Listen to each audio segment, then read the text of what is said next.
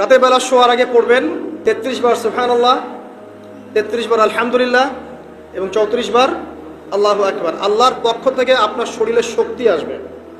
এটা যারা নিয়মিত আমল করে আল্লাহর পক্ষ থেকে তাদের শরীরে শক্তি আসে। হ্যাঁ, কারণ এইটা রাসূল সাল্লাল্লাহু আলাইহি ওয়াসাল্লাম কাকে শিখিয়ে দিয়েছেন? তার মেয়ে ফাতিমা রাদিয়াল্লাহু আনহাকে। ফাতিমা রাদিয়াল্লাহু আনহা এবং আলী রাদিয়াল্লাহু আনহু তারা দুজন গিয়েছেন আল্লাহ রাসূলের দরবারে, গিয়ে বলেছেন আমাদেরকে একজন দাসী বা দাস দিন, বাসার অনেক কাজ আমরা করতে পারি না, লাগে না কাজের মানুষ। নবী সাল্লাল্লাহু আলাইহি ওয়াসাল্লাম বলছেন যে আমি কি তোমাদেরকে এমন কিছু শিখিয়ে দিব যেটা তোমাদের এই দাস দাসের অভাব পূরণ করে দিবে, প্রয়োজন হবে না? তো অবশ্যই শিখিয়ে দিন। তখন নবীজি শিখালেন সাল্লাল্লাহু আলাইহি ওয়াসাল্লাম যে ঘুমানোর আগে 33 বার সুবহানাল্লাহ পড়বে, 33 বার আলহামদুলিল্লাহ এবং 34 বার আল্লাহু আকবার। তোমাদের দাস দাসীর প্রয়োজন হবে না ইনশাআল্লাহ।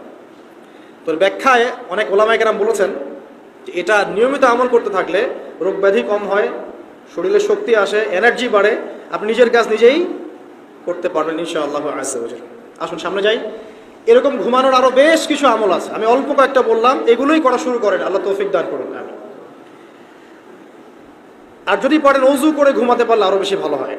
এবার আপনি ঘুমাচ্ছেন ডান কাত হয়ে, কি পড়বেন এই সময়? আল্লাহুম্মা বিসমিকা আমুতু ওয়া আহইয়া, আলহামদুলিল্লাহ, দোয়া সবার মুখস্থ আছে। এবার ঘুমান। এই যে ঘুমাচ্ছেন আপনি 3 ঘন্টা বা 4.5 ঘন্টা বা 6 ঘন্টা, আপনার এই পুরো ঘুমটা হবে ইবাদত ইনশাআল্লাহ তাআলা। এবং পবিত্র অবস্থায় ঘুমানোর অভ্যাস করতে থাকলে আল্লাহর পক্ষ থেকে আপনি সত্য স্বপ্ন দেখতে পারেন। এখনকার সায়েন্স এগুলা বিশ্বাস করে না, আর এই সায়েন্স কিনে আমার কোনো মাথা ব্যথাও নাই। কারণ এই আজকে একটা কথা বলে কালকে একটা কথা বলে, ঠিক আছে? তো আল্লাহর পক্ষ থেকে আপনি সত্য স্বপ্ন দেখতে পারেন।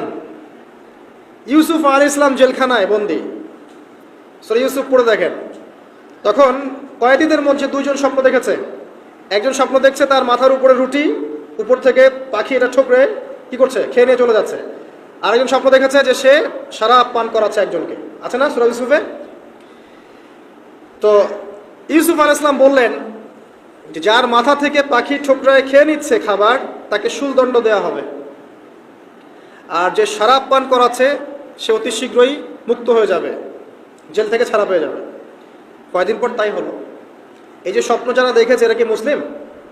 এই স্বপ্ন যারা দেখেছে এরা কিন্তু মুসলিম না। ইউসুফ আলাইহিস সালাম মুসলিম, তিনি আল্লাহর নবী, তিনি স্বপ্নের ব্যাখ্যা করছেন, কিন্তু এখানে একজন অমুসলিমের স্বপ্ন সত্য হয়েছে। একজন অমুসলিমকে আল্লাহ পাক স্বপ্ন দেখাতে পারেন, দলিল আছে কোরআনে। সত্য স্বপ্ন বলে একটা বিষয় আছে, যেটার জন্য অবশ্যই আল্লাহর পক্ষ থেকে নূর দরকার, স্বচ্ছ একটা মন দরকার, কলবুল সালিম দরকার, বেশি বেশি আমল দরকার, হ্যাঁ, আধ্যাত্মিকতা